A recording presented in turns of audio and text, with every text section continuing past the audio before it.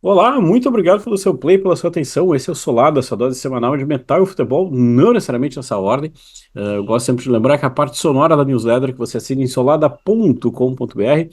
E eu sou o André Paz e, como sempre, estou na companhia de Thiago Zuma. Fala aí pessoal, Thiago Zuma falando aqui, moído, completamente moído, hoje num day off de shows, assim. Foram 3 shows de bandas queridas minhas nos últimos 3 dias, assim, o Dinosaur Jr. no domingo, que fechou o Festival Balaclava, um monte de banda indie mais moderna tocando junto. Aí na segunda-feira eu fui ver o Udo, grande senhor Udo, tocando o Balls to the Wall na íntegra, num show de 1h40, que ele tocou só a Sept e várias músicas. Assim, o Balls to the Wall, algumas músicas do Balls to the Wall que eu nunca imaginei que eu fosse ouvir ao vivo, ver ele tocando ali, foi bastante emocionante. E ontem eu fui ver o show do Jerry Cantrell, aqui na Audi, em São Paulo. Senhor show, assim, foi um show bem baseado na carreira solo dele, mas teve as musiquinhas da Alice in Chains ali pra temperar e pra mim, principalmente, ele tocou Sea of Sorrow do Bis, que foi uma surpresa, ele não tinha tocado em nenhum outro show essa música ainda. E aquilo, showzaço também, assim.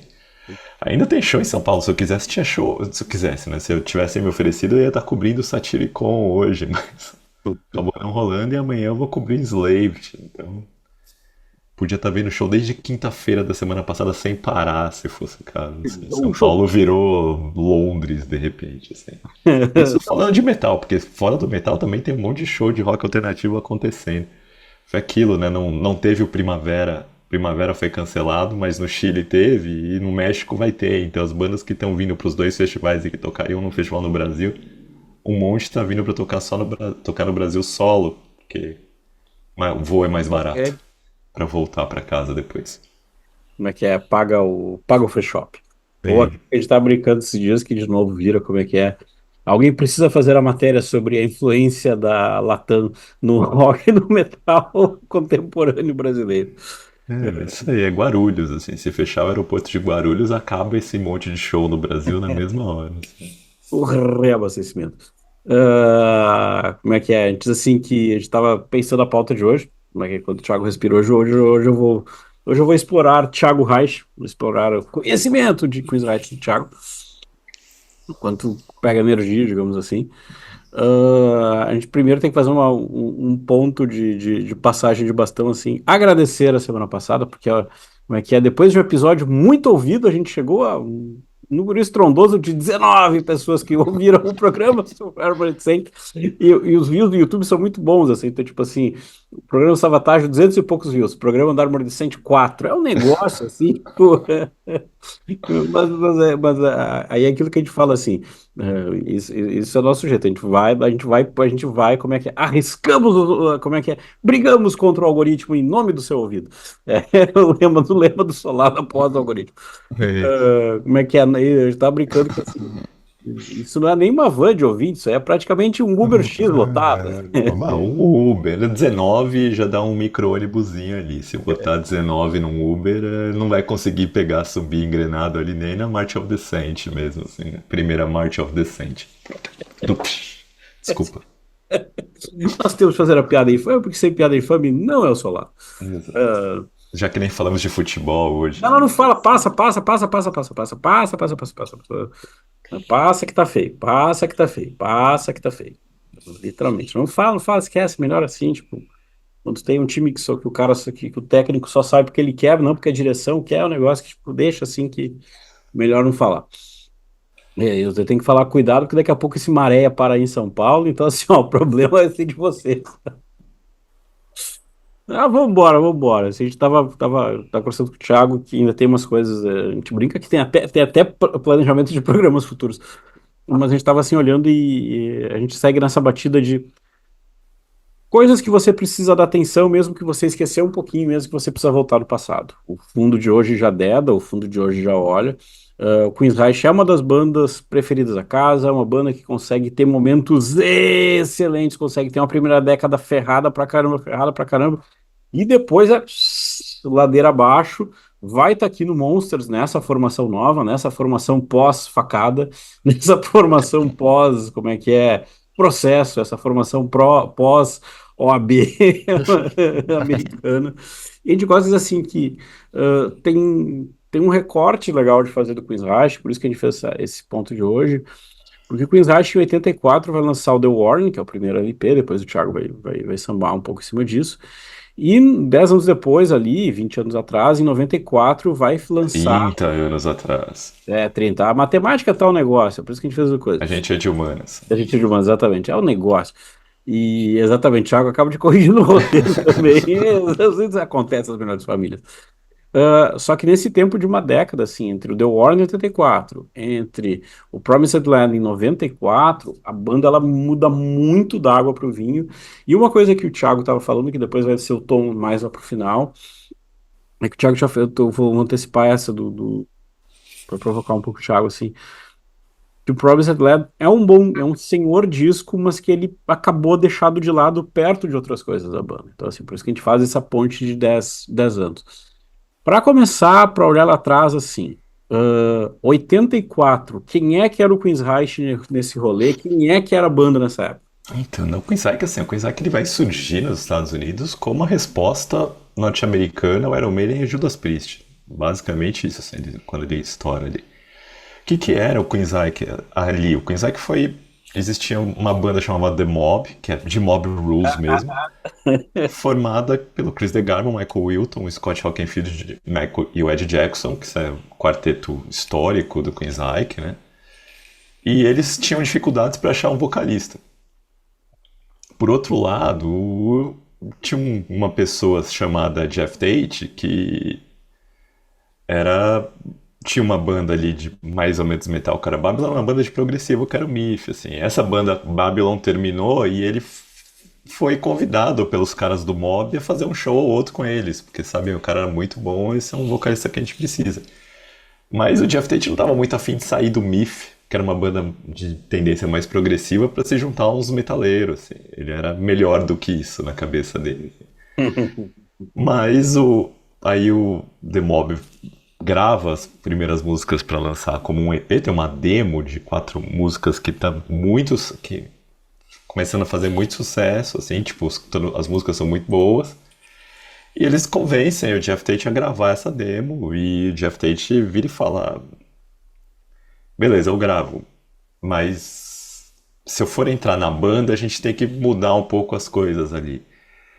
E aí a banda acaba mudando de nome, não por causa disso, porque o Mob já tava, eles iam ter problema com direitos autorais, e a banda acaba se chamando Queensryche mesmo, mudando o nome pra Queensryche, e o Jeff Tate entra na banda.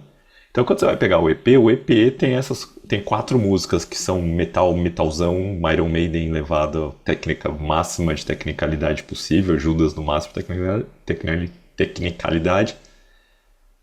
E vai ter uma música que chama Lady Wore Black, que foi a primeira música que o Jeff Tate compõe com eles, que já tem uma pegada que vai pronunciar o que seria o Warning depois, assim. E a gente pegar esse gancho para perguntar para ti, o que o The Warning vai colocar de novo nessa cena? Tipo, tu falou, resposta americana para Maiden, resposta americana para Priest, mas o que que tem de novo? Qual que é o saldo diferente que o Queen's Rush coloca? Então, é essa influência que o Jeff Tate traz de rock progressivo, muito mais do que o resto da banda tinha. O resto da banda era metal puro. O Jeff Tate tinha essa cabeça mais progressiva um pouco.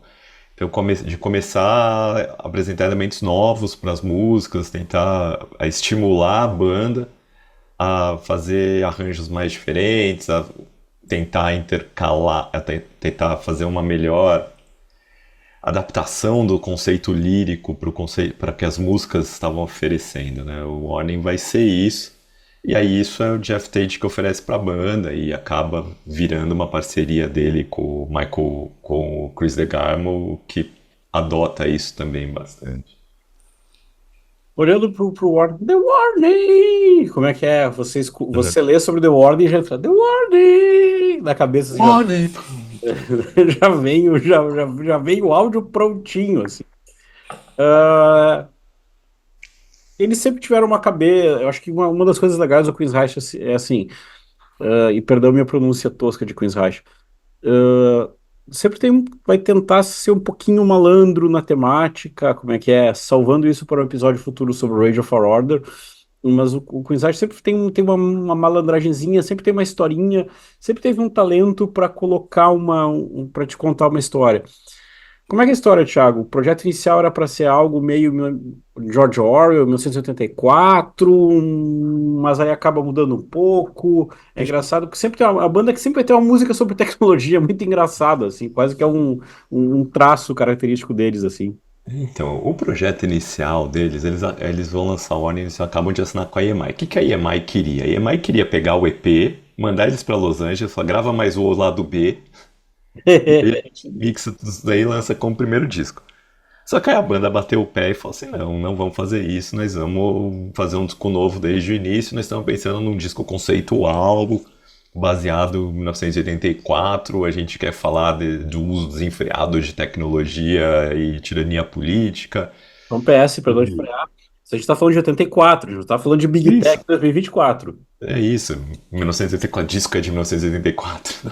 Exatamente. Então, a banda tava com isso na cabeça, nós vamos trabalhar esse conceito, vamos lançar, e a gravadora meio que falou assim: "Ah, calma, calma aí, não é bem isso, tal."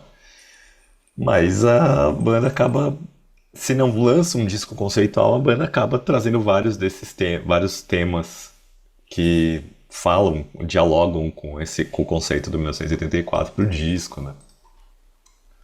Eu gosto bastante, assim, depois eu vou explorar isso, assim, que ele sempre tem essa coisa de ter acho que isso é uma coisa que dá pra guardar, assim. Sempre uma banda que ela vai te provocar, vai te fazer alguma coisa. Só que daí que a gente falou, EMI, banda grande, EMI que tinha Maiden na jogada. Ah, eles vão gravar, eu sempre gosto de lembrar como é que é.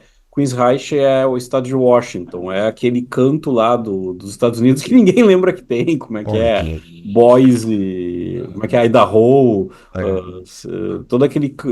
Pacific Northwest ali, não é Canadá isso? Exatamente, tipo assim, se bobear diante dos últimos movimentos políticos ali, tá capaz de ser Canadá também. É, Ah, essa coisa meio maluca desse contemporâneo.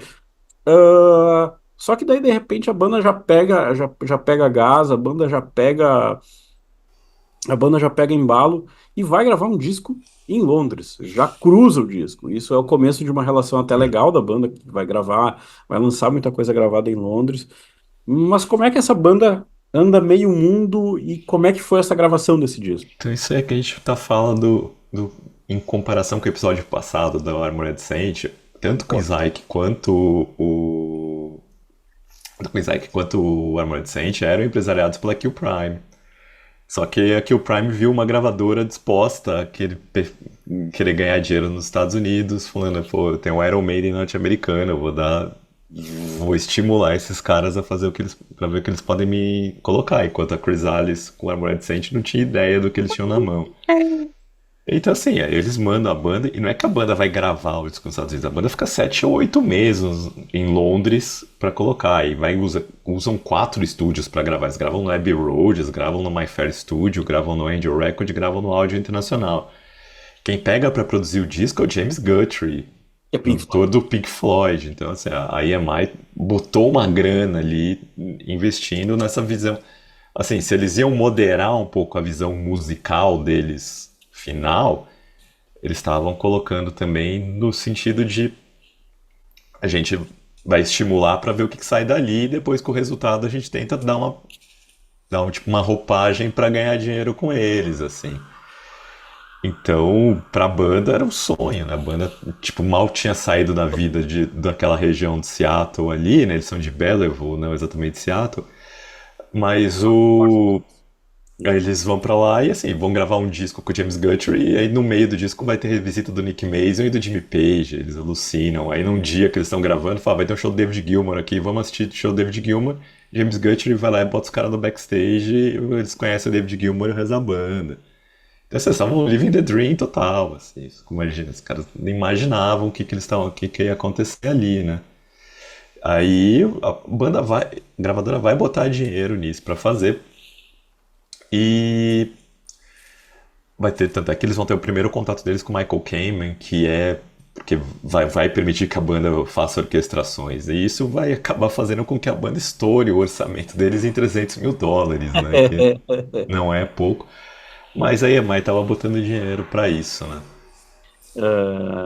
Perdão de interromper, mas assim, duas peças interessantes. Eu estava pescando aqui, estava confirmando. 84, o lançamento do About Face do Gilmour, Meu o Deus. glorioso, como é que é? All Lovers Are Deranged, um clássico, tem no YouTube um clipe assim que chora, 84. E a gente sempre gosta de lembrar como é que é. O James Guthrie, um dos poucos caras que consegue, coisa assim, que consegue ter interlocução entre o David Gilmour e o Roger Waters ao mesmo tempo. Tipo assim, você chama um cara dessa linha. Mas é interessante isso, você vai, você tem uma banda que você rapidamente expõe essa banda para, assim, você expõe essa banda para uma kriptonita, bem dizer assim, você expõe essa banda para uma radiação. Parece que essa banda ela vai explodir, ela tem uma década perfeita se a gente parar para pensar assim. E é engraçado porque essa ponte de Queensryche, essa ponte de Pink Floyd, perdão, ela é uma ponte que ela vai aparecendo até bater numa coisa que a gente vai falar mais adiante. Eighteen. Thiago, o que que passa nesse teste do tempo Então, de no The Warning? Para mim é The Warning e Number 156, que para mim é uma putz a música legal. então eu acho assim, é assim, um disco essencial, um disco clássico do Queensryche ali. Tem essa coisa de ser um Iron Maiden, Judas Priest, pegando ganchos mais progressivos do que o Iron Maiden até então tinha feito. Isso, inclusive, vai respingar que o Iron Maiden vai ser influenciado por Queensryche depois. É, Assumidamente, o Steve Harris fala que a inveja bate forte. o que o Queensryche estava fazendo, o Steve Harris e o Bruce Bruce Dickinson falam que o que o Queensryche estava fazendo foi meio que abrir o olho para eles, assim. Leva aquilo num outro patamar de progressividade.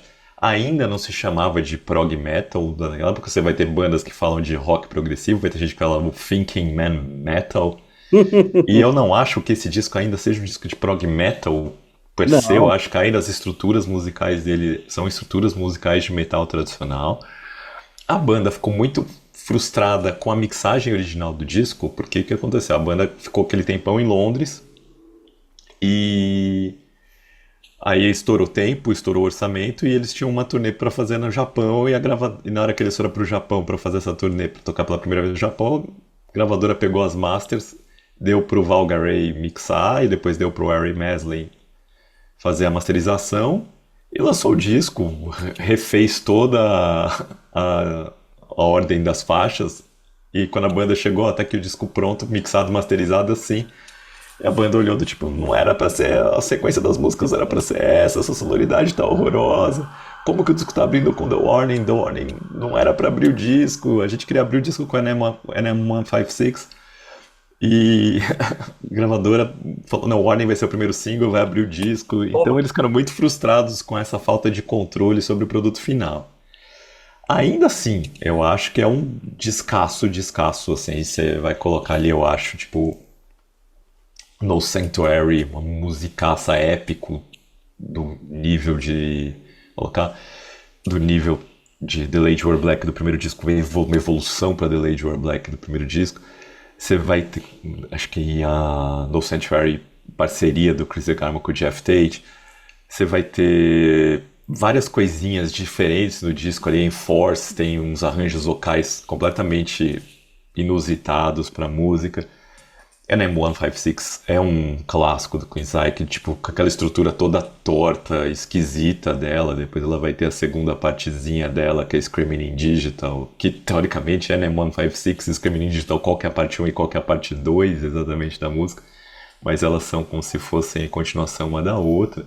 Acho Before the Storm, uma musicaça, mas as minhas duas favoritas do Queensryche e talvez favoritas de quase todos os tempos do Queensryche é Take Hold of the Flame, que é um senhora música ali, né?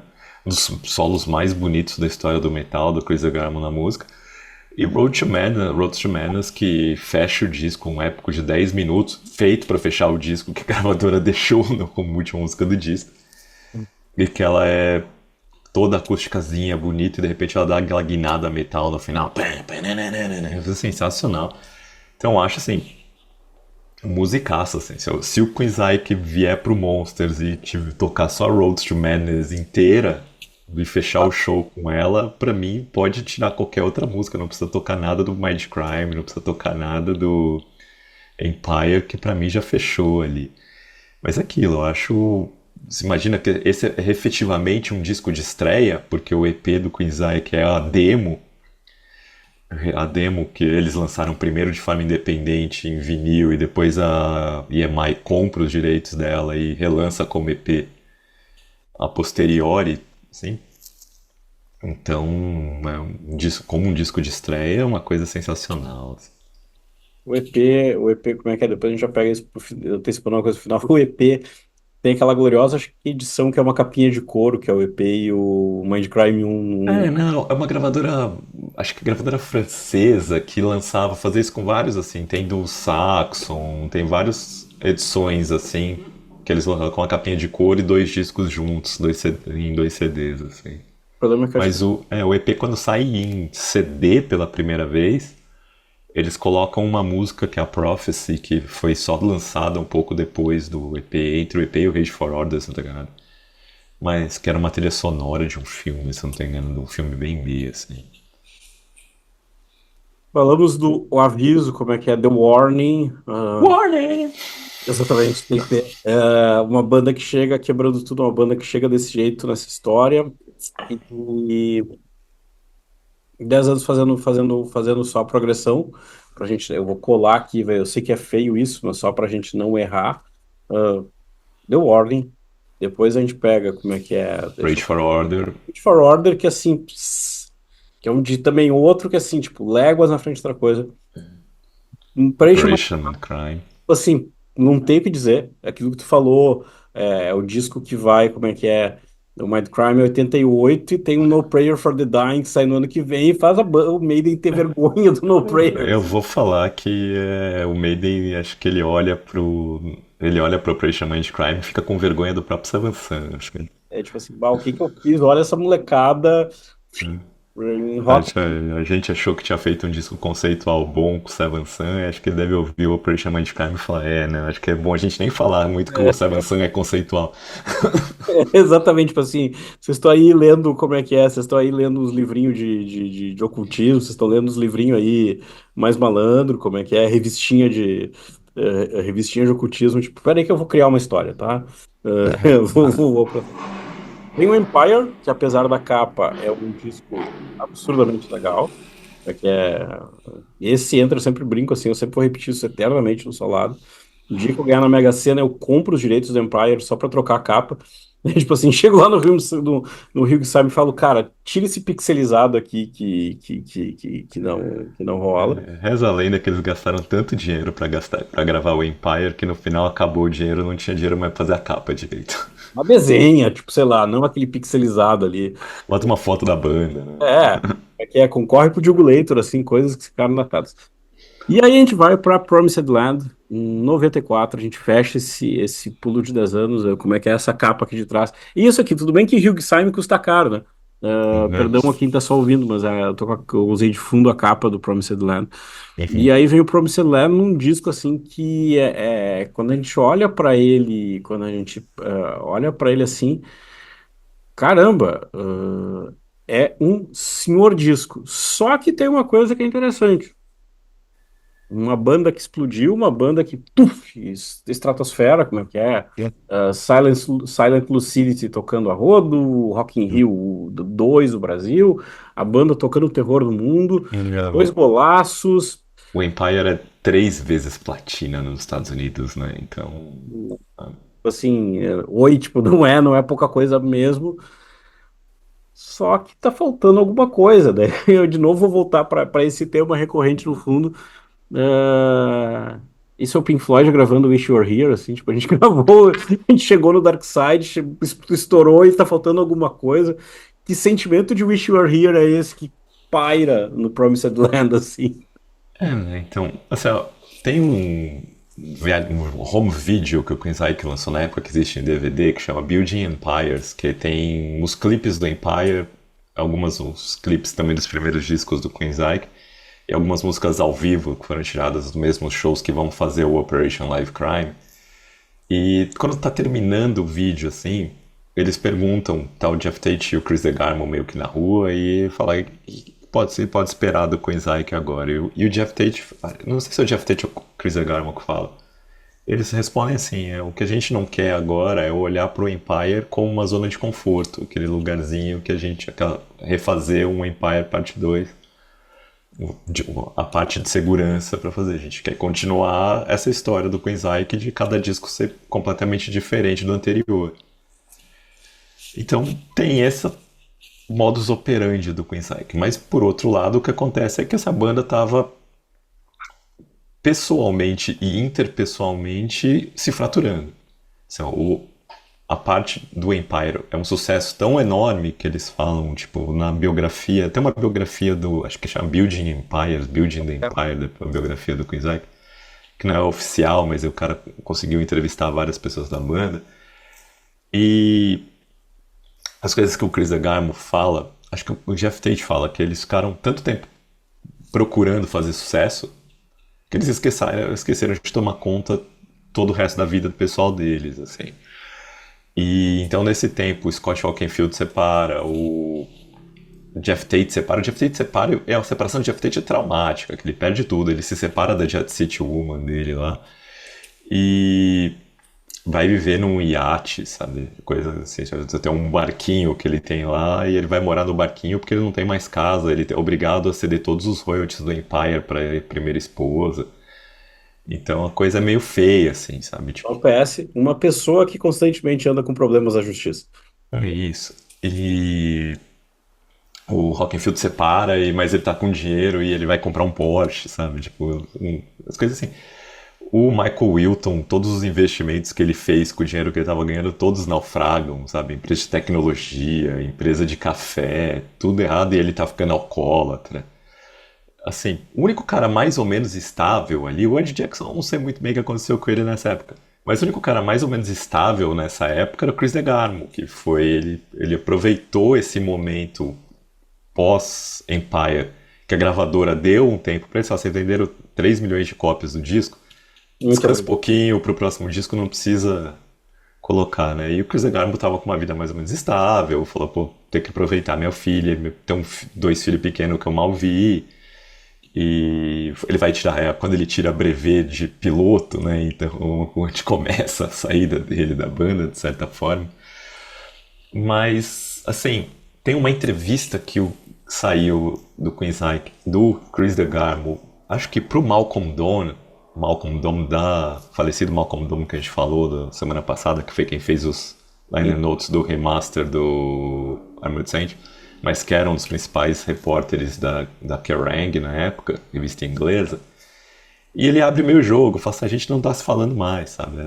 No meio dessa turnê tá cada um num canto, a gente não conversa, pode ser que a banda acabe. Sabe? A gente não tá. Não existe mais conversa entre nós. A gente tá fazendo essa turnê e a gente se encontra 5 minutos antes do show pra fazer o show. Então é uma entrevista que vocês procurarem. Ela, na época acho que não foi publicada e depois a Lauder acabou soltando a conversa na íntegra. Como que foi colocada lá. E aí dá pra ter uma dimensão de como o Quincy estava lidando com esse sucesso enorme, como que a banda inteira estava se fracionando já. E aí a gente volta para aquela parte do Jeff Tate não é um cara que cresceu com eles como os outros quatro tinham crescido juntos. Então o Jeff Tate tinha uma outra cabeça, ele acaba fazendo uma parceria com o Chris DeGarmo que rende muitos frutos, assim, os dois se entendem criativamente. Mas nesse momento a banda tá vivendo cada um no seu canto, vivendo os seus problemas, assim. O Chris DeGarmo fala que a banda tava lutando tanto para conseguir sucesso que não percebeu o quanto que aquilo era luta efetivamente entre eles. Estava cada um engolindo uma coisa para em prol do bem comum e até a hora que aquilo ia explodir, assim. Então, esse momento entre os grandes sucessos do Empire e o lançamento do Promised Land é um momento de uma banda completamente distante e tentando se reconectar. E com o dinheiro que eles ganham no Empire, eles todos basicamente constroem estúdios caseiros, tal, época que a tecnologia está começando, eles têm condições de comprar os gravadores digitais portáteis. Então isso faz com que o Scott Walkenfield, que era um compositor secundário da banda, coloque muita coisa, muitas ideias dele ali, comece a desenvolver essa cabeça de trilha sonora, que é uma das profissões de Scott Walkenfield hoje, de escrever trilha sonora de filme. Então, é essa mentalidade que leva a banda para fazer o Promised Land. E aí o Promised Land é uma coisa assim que ele é só pra gente não perder, porque isso não pode deixar de ser dito. O Promised Land ele sai na mesma época como é que a banda participa da trilha sonora do melhor, pior filme da história. Do Last Action Hero, o último grande herói do É, um Schwarzenegger. pouco depois, né? O Lex Action Hero é de 93, o Real World sai como parte da trilha do filme e acaba ganhando mais tempo pra banda, porque o Real World fica em número 3 na Billboard das canções de rock, né? E o Real World, lembrando, né? Real World é basicamente composta junto com o Michael Kamen, né? A parte instrumental, a parte orquestrada dela é essencial pra música, assim. Começa com Então. coisa. E uma coisa que você falou assim que é legal, que a gente pensou assim, o Michael Kamen ele era conhecido com Queen's Reich, mas ele vai um parênteses, depois a gente reencaixa na Repouso no Queen's Reich.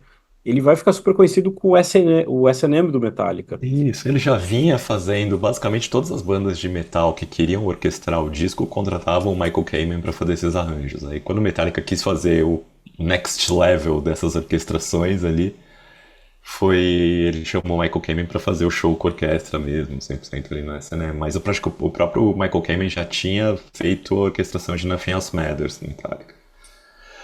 Agora, mas é isso. Como é que é?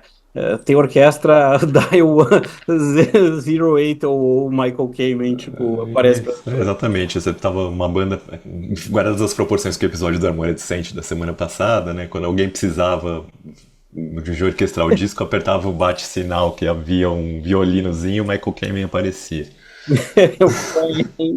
Apesar do Michael Kamen, acho que é 2003 que ele faleceu. Isso eu não lembro exatamente quando foi, mas é falecido já. Exatamente. Voltando pro disco, voltando pro Promised Land. Dá pra gente dizer que ele é o disco mais contemporâneo da banda, por assim dizer. Por que que eu tô falando hoje? Quando tu dá um play nesse disco hoje, quando tu escuta esse disco hoje, a capa não faz feio, mas assim, mais do que isso. Parece que a engenharia de som desse disco, se você ouvir bem, parece que ele foi gravado ontem. Tipo assim, dá pra gente dizer que talvez seja o disco mais contemporâneo de todos do Queen's Heart, talvez o mais pra frente no olhar de todos eles. Sei dizer isso, né? Porque às vezes eu acho que é meio datado os temas, sabe? Tipo, Ah, muitos temas do que estava acontecendo na época, a banda pirando naquilo, e quando você olha é o olhar de 1994 pro que estava acontecendo na época, né? Então, assim, mas todo disco, de certa forma, acho que ele reflete bem o que era a época. Mas, assim, eu acho que sonoramente ele soa ainda. E acho que Queensryche, todos os discos do Queensryche têm essa capacidade. Acho que, por mais mal gravados que o Empire e o Rage for Order possam ser nas suas masterizações originais, você não pega ou ouve e fala, isso é um disco clássico dos anos 80. Não, tipo, tem uma sonoridade meio atemporal em todas. Eu acho que o Promised Land mantém essa sonoridade, consegue segurar isso. Essa influência mais progressiva, né, da banda no disco também, mas tem bastante elementos de eletrônica. Aquilo, o Scott Oakenfold começando a colocar muito a mão nessa questão de percussão na banda, de usar essa parte de elemento. O cara faz um estúdio em casa e começa a gravar as ideias malucas dele ali, e várias dessas ideias que ele grava em casa acabam entrando no disco com essa que ele gravou em casa mesmo. Os caras da produção dão um jeito de encaixar ali. Então, é um disco que eles gravam em vários estúdiozinhos, porque cada um fazendo sua parte, vai lá, grava e tal. Então até junta pra essa situação da banda tá meio fracionada, tá cada um trabalhando sozinho e depois a gente vai tentar colar nossas ideias, mas não é mais uma gravação não é mais uma banda fazendo jazz para as ideias surgirem. sim, como é que é? Como é que é aquela velha história? Sai do. É aquela coisa, cada um traz uma coisa já meio semi-pronta Mas, pra mesa e vamos trabalhar junto, não é aquela coisa aí, orgânica. Exatamente, Michael Wilton diz que ele, na hora, as ideias que ele levou pra banda, que eram ideias mais metalzonas, assim, ele percebeu que não encaixava com nada que o resto da galera tava. E assim, falou, beleza. Eu tô entendendo pra onde que a gente tá indo, eu tô entendendo mentalmente onde a gente tá, então talvez essas minhas ideias possam esperar um pouquinho. Como é que é? Isso, como é que é? Aí isso chamamos de banda. Tipo, Uhum. você entende Isso. o rolê, você entende, olha, pá, pá, vai pra cá, vai pra cá. É se sentir representado pelo que os outros estavam fazendo também, né? E tu falou, a gente falou assim, tu falou essa coisa, não é, não é bem metal, isso não tá batendo tanto aqui. Eu brinco assim que é um disco que mais 3 segundos e tu já tira ele da prateleira de metal. Ele, tipo assim, é daqueles discos que, tipo, ele puxa, por isso que eu falei de ele ser contemporâneo antes. Ele consegue puxar algumas coisas pra frente que você olha e diz assim, tá, isso aqui é legal porque isso aqui é diferente, mas essa coisa de puxar a fronteira do metal, assim. E eu É, ele é tava. um disco de prog metal, né? A gente pensar que em 1994 o Dream Theater já tinha estourado de certa forma com Paul Meander. Então, ele é um disco de prog metal e já prog metal já como gênero, né? E Exato. assim, por mais que ele seja em alguns momentos muito pouco peso para um disco de prog metal, perto do que o Exato. Dream Theater estava oferecendo, mas ele já é um disco de prog metal, ele já tem esses arranjos de metal e progressivo ao mesmo tempo, como de certa forma o Warning, de certa forma todos os outros tinham em maior e menor grau, mas aqui você já pode dizer que o Queensryche é uma banda de prog metal, que nos anos 80 ninguém dizia exatamente isso. Até porque daí fazendo uma brincadeira que a gente está falando com o Maiden, até porque aqui o Kwiatkowski já é um pouco o tiozão do rolê do prog metal, tipo, o Dream Theater que já é um moleque novo da história, então o que que eu É, de com Boca? o Queensryche são os ídolos do Dream Theater, né? O Dream Theater idolatrava os caras do Queensryche, olhavam pro que o Queensryche estava fazendo com paixão, veneração. Eles queriam, era essa a nossa ideia do que a partir do que o Rush fez, o que o Iron Maiden fez, o que o Queensryche fez, a gente quer ser o próximo passo. E eles e o Fates Warning tinham essa mentalidade, assim, e eles eram muito colegas, né? Eles queriam partir a partir dali, pegar a partir dali para desenvolver. Como é que é, fazendo de novo uma brincadeira, olhando assim para essa trinca, como é que a gente sempre gosta de falar, essa trinca suprema do prog metal, Queensryche, Fates Warning e DT, sendo que aquilo que falou antes, o Queensryche já tinha um histórico violento de, tipo, dei lucro pra gravadora. Sim, era uma banda de sucesso. Tanto é que assim, o Promised Land, ele quando sai, ele sai e já vai direto para terceiro lugar na Billboard. Ele não se sustenta nessa posição alta o tempo todo, mas é um disco que ainda acaba ganhando platina. E, pô, o disco vendeu mais de 1 milhão de cópias. E assim, ok, o Empire não é um disco direto, o Empire é um disco difícil também, assim, apesar de ter algumas músicas mais colocadas aqui, Silent Lucid está longe da Power Metal, da Power Metal, tu pega qualquer balada do Bon Jovi aí pra pensar. Então, Sabe, tipo, tá léguas ali, você pega músicas que, tipo, Another Rainy Night é torta inteira, pega Thin Line, que foi lançada como single, toda quebrada nos tempos, sabe, Anybody Listening, um baita época. Então você pega assim, mesmo o Empire não é um metalzão clássico dos anos 80, repaginado. Já tinha uma visão do que o Queensryche fazia que era diferente. Mas o Promised Land não é nada penetrável, assim, né? Ele é um disco que você se relaciona com ele, mas é uma banda, não é um disco fácil, não é um disco que você ouve na rádio e, nossa, que legal, que legal essa música. exato, só que daí tem o ponto que agora tu falou até como é que é, nada como ter 2 telas e aí eu dar uma conferida da brincadeira.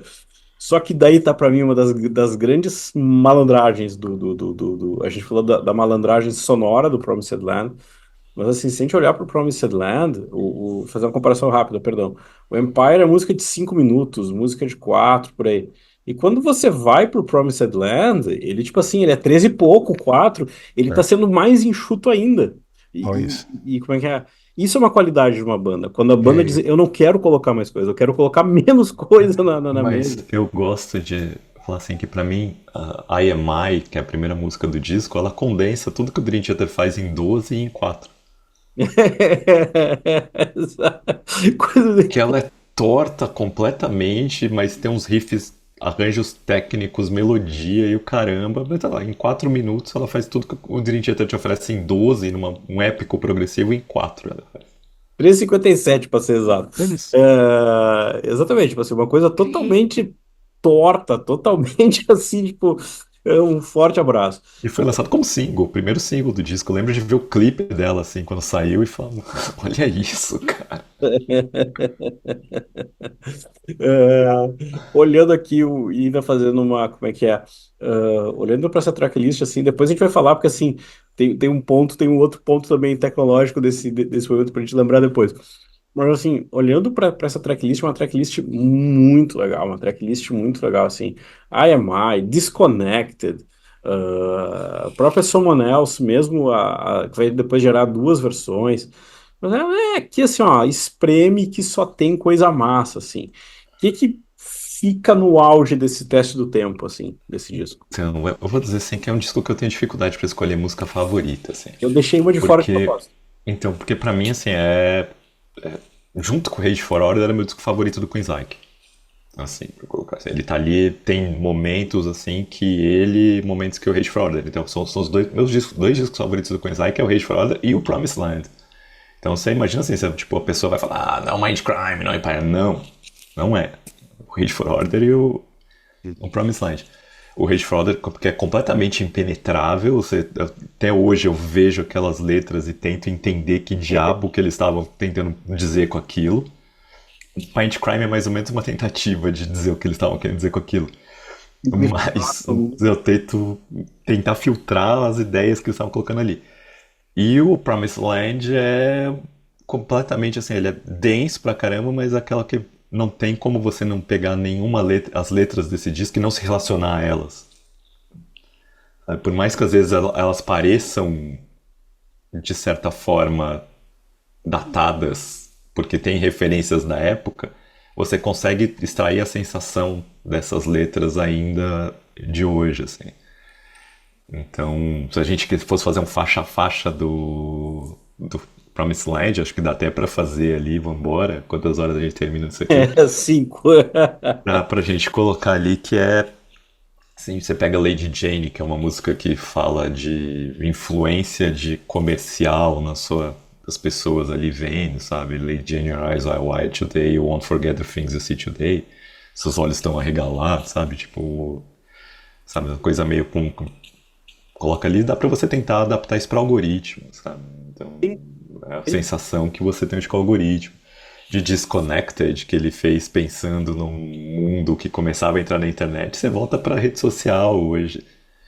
Então, sabe, te pega My Global Mind, que você vai pensar ali com o seu celular na mão hoje, você tá ao alcance do mundo inteiro, que era o que ele tava pensando lá atrás, mas lá atrás ele tava pensando de outra forma, ele tava Eu tava pensando em pensando 94, essa que é a isso. graça. Só que assim, é isso que eu falei, a letra faz referências às coisas muito de 94, mas você consegue ver que essas sensações ficaram perenes ali. Isso pra não falar de quando você entra em temas mais pessoais do disco, a EMI, que é completamente as letras de EMI. Out of Mind, que o Chris Garman escreveu, ele teve que ir num hospital psiquiátrico fazer uma visita ali, ele saiu com a ideia na cabeça das pessoas que têm problemas mentais que você pode colocar ali com hoje a gente vê nessa epidemia de depressão, de transtornos bipolares. Out of Mind diz muito sobre isso, né? Colocar ali também, sabe, tipo, as letras. Mano, enfim. É um disco que a gente pode fazer um faixa a faixa. Ó, só Termino faltou, chorando e deprimindo vocês. só faltou 9h28 da manhã, que é, como é que é? O nascimento do seu Rock and Roll. É a hora que o Rock Fest nasceu, né? Que ele fez pensando num arranjo de quando uma pessoa morre até uma pessoa nascer de novo. A cabeça dele era como que a trilha sonora, tipo, sabe aquela hora do 2001 que você cai no buraco negro? Ele pensa qual que é a jornada do momento que você morre até o momento que você nasce de novo. Doidice, assim, mas, pô. Isso que é legal. E aí a EMI depois, né? Tipo, você nasceu e você é você. Eu sou eu. Que a gente não falou Damage, que a gente não falou. Então, Demet, porque pra mim, não é que eu não vou falar, pra mim das letras ali, das melhores letras que o Queen Psyche já escreveu na vida, assim, daquelas que, tipo, não tem momento que se você não tá em crise consigo mesmo, você não vai ver a letra de Damage e falar que você não passou por aquilo na vida. Assim. Eu vou pular uma que não foi, tu falou de Out of Mind, eu vou pular uma que a gente já vai puxar mais Já, adiante.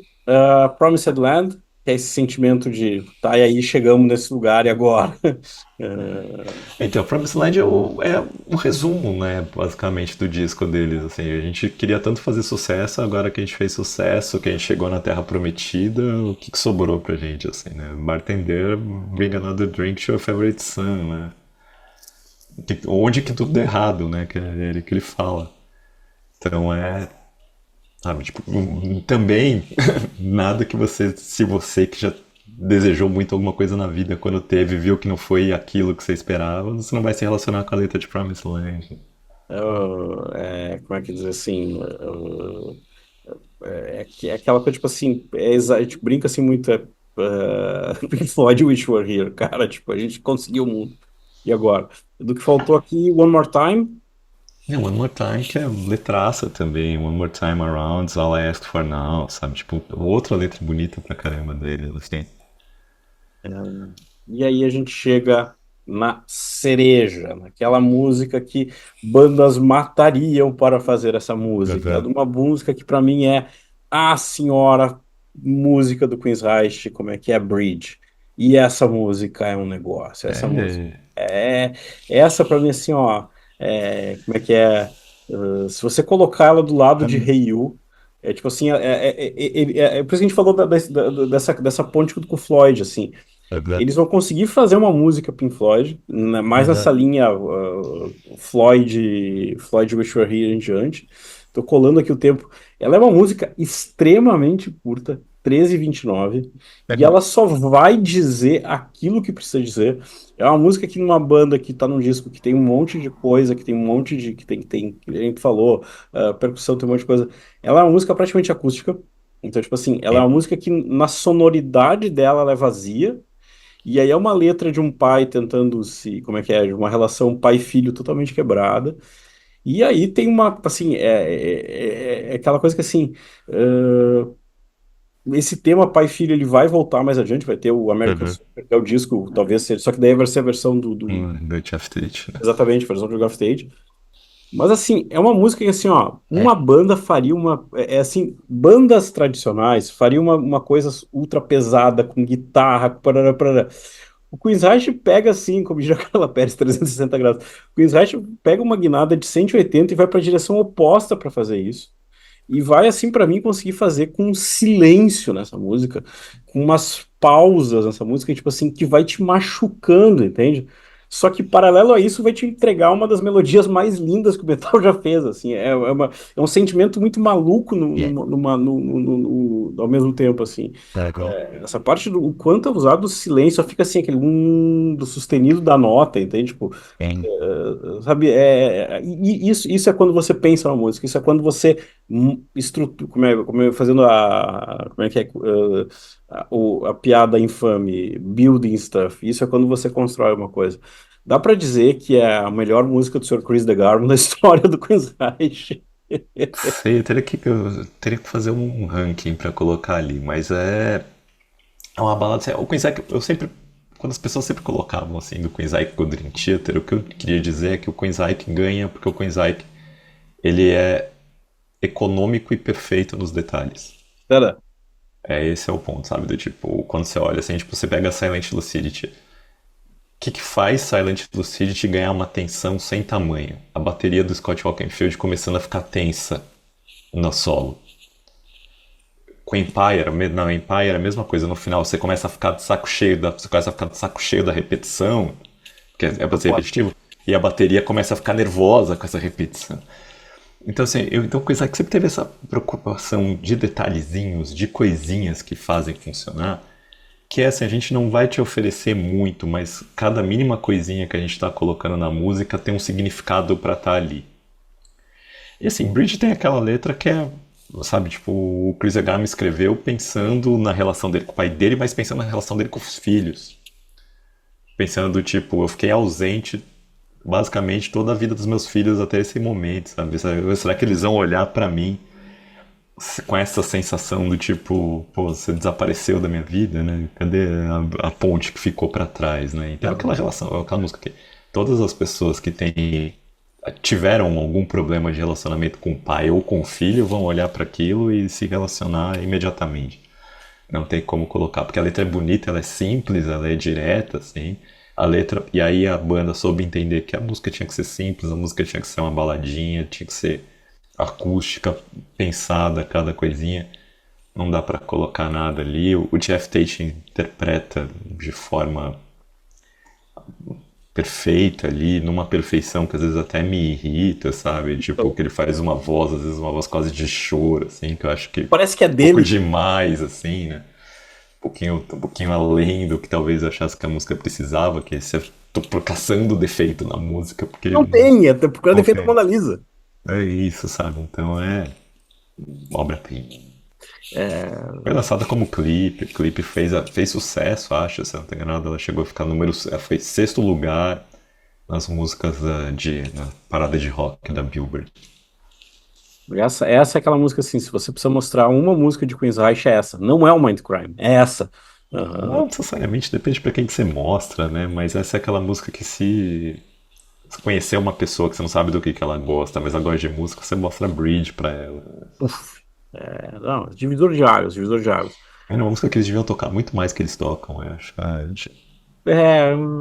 Não, assim, é perfeita. E pra gente, como é que é, olhar para esse 94 assim, como é que é, agora, depois de falar de coisas legais, agora a gente pensa, a gente vai caminhando com uma coisa que, assim, é muito Sign of the Times, para fazer a referência de depois também.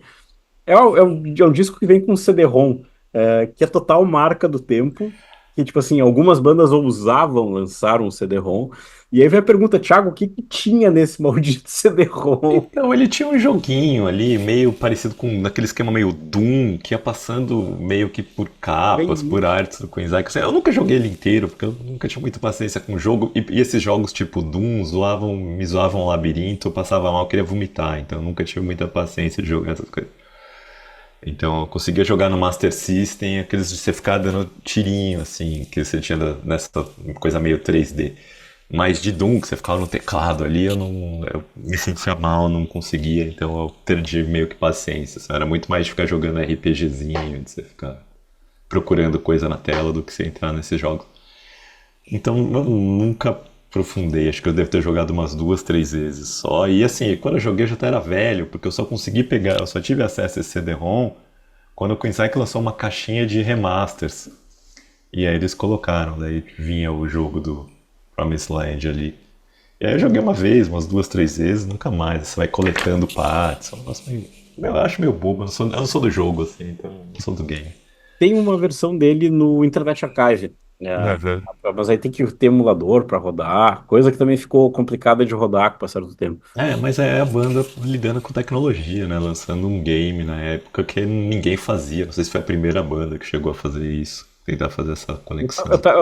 Eu tava colando aqui na outra tela, porque 94 é bem simples. Deixa eu até, enquanto eu vou falando uma coisa, deixa eu colar aqui.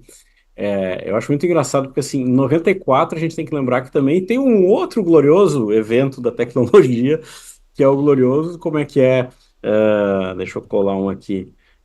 O Kiss, eu acho que tinha jogo nessa época, que Já tem. era nessa época o jogo, porque o Psycho Circus é depois, não é? Acho que é no Psycho Circus que o Kiss faz jogo, O não é? Psycho Circus quis fazer jogo, mas o que agora tem é o Psycho Circus que eu fiz, que eu quis faz jogo.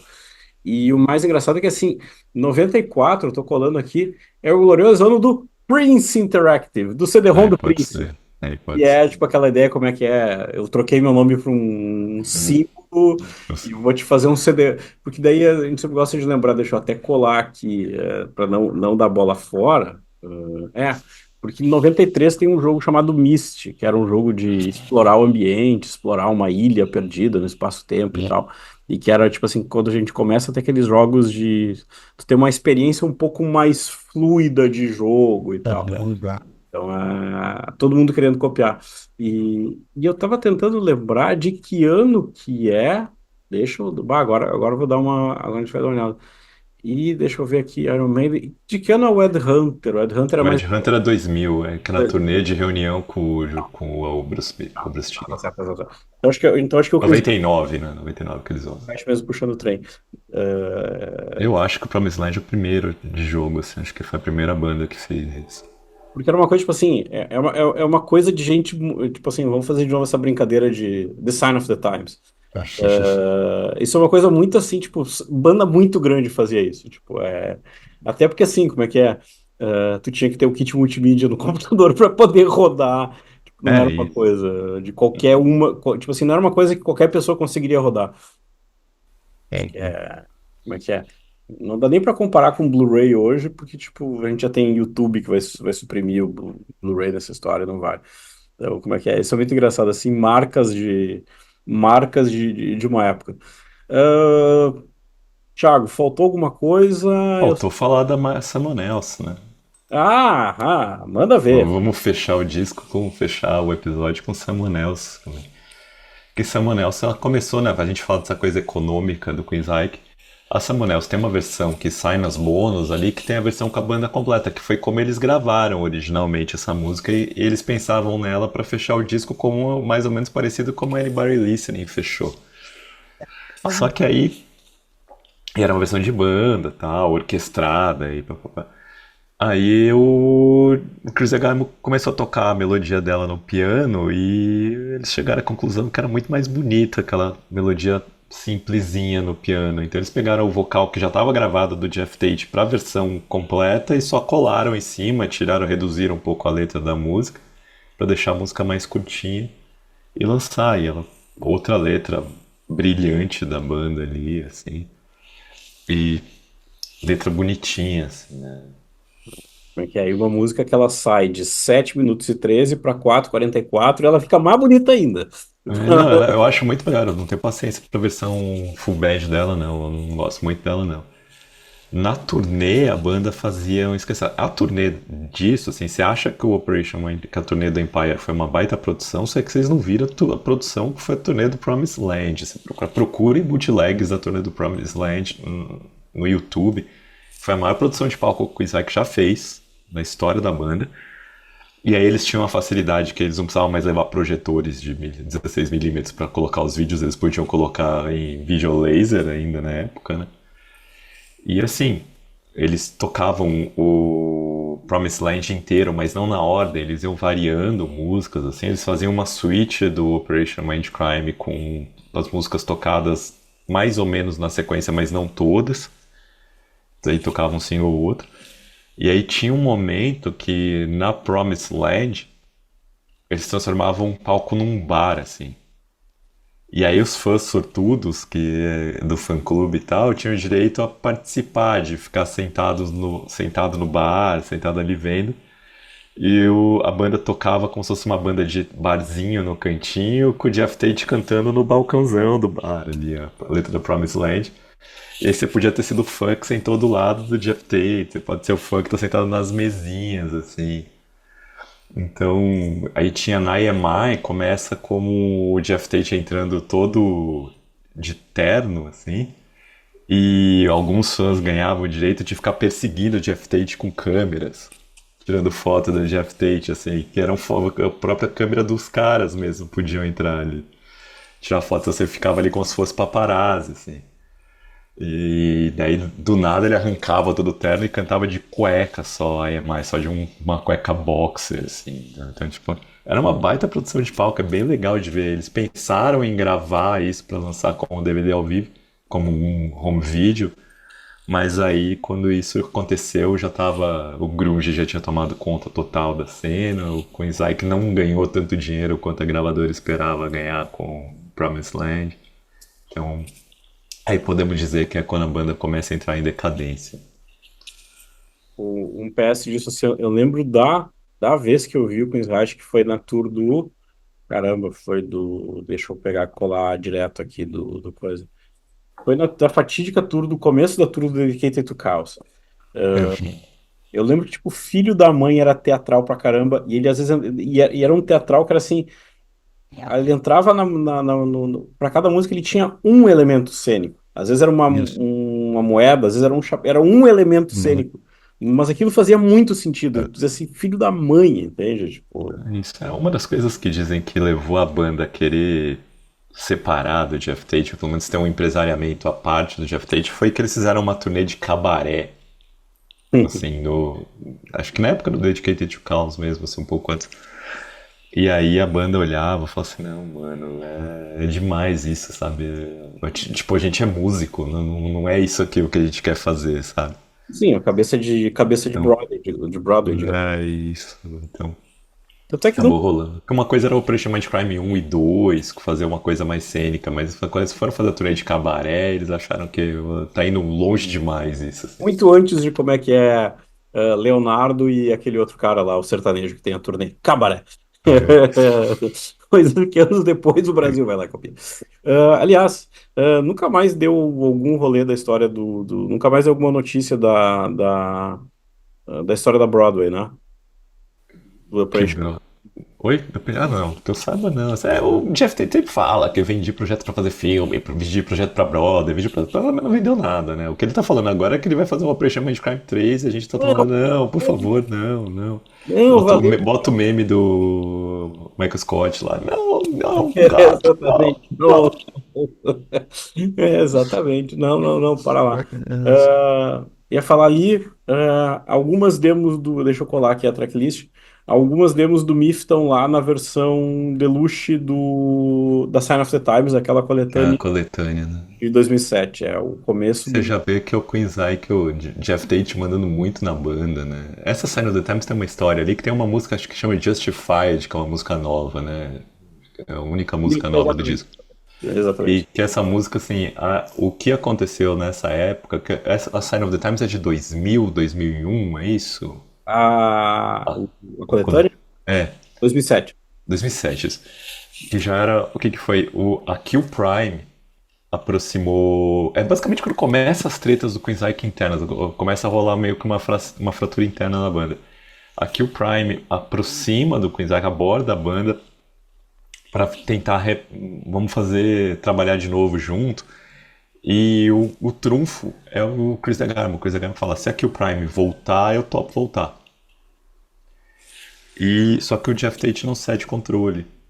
Então eles começam a trabalhar mais ou menos ali, trabalham nessa música nova com o Chris DeGarmo, que é a Justified, mas o Jeff Tate não quer ceder o controle do empresariamento da banda para outro.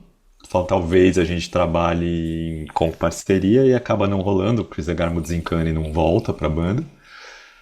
E acaba sendo essa coletânea. E eu acho que aí pra, tipo, botar o pau na mesa, o Jeff Tate vai ter música nova, Chris Garner vai, vou botar a música do Myth também, que é a banda que é só dele, né? Que não é dos outros caras.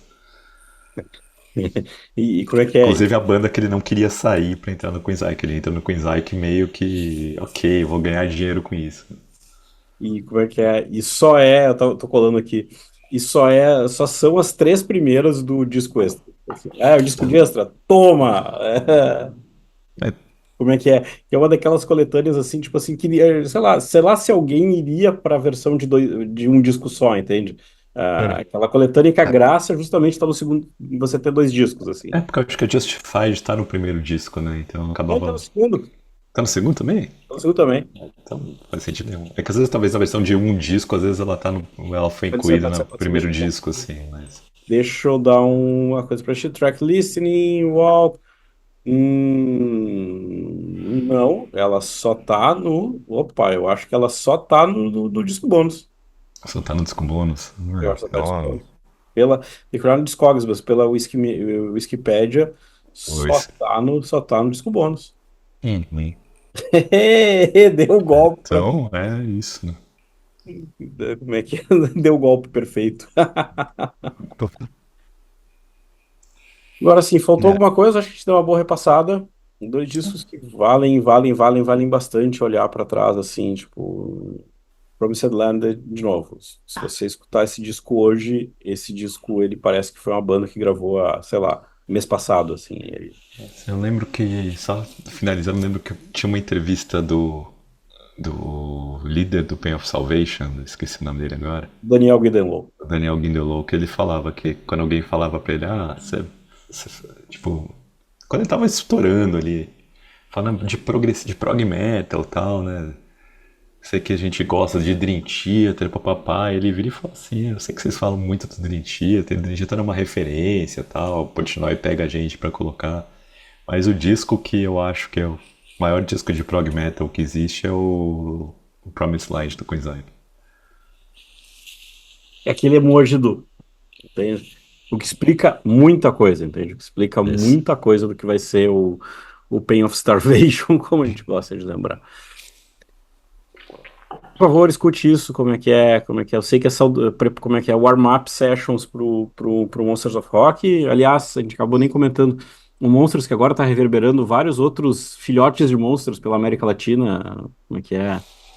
O que que é? Opeth e Judas que tem, que vai ter, Não acho que sei, eu não fiquei sabendo disso não. Tá tão um mundo à parte esses últimos dias que eu não vi nada se disso você não. pousar nas redes de vez como é que é, tá rolando uns, não é Bogotá, não lembro o que que é, tipo assim, É, tá mas rolando uns América Latina, assim, uns bem bolados América Latina, assim. Então, estará na newsletter, assim. exatamente. Até a newsletter a gente está recuperado.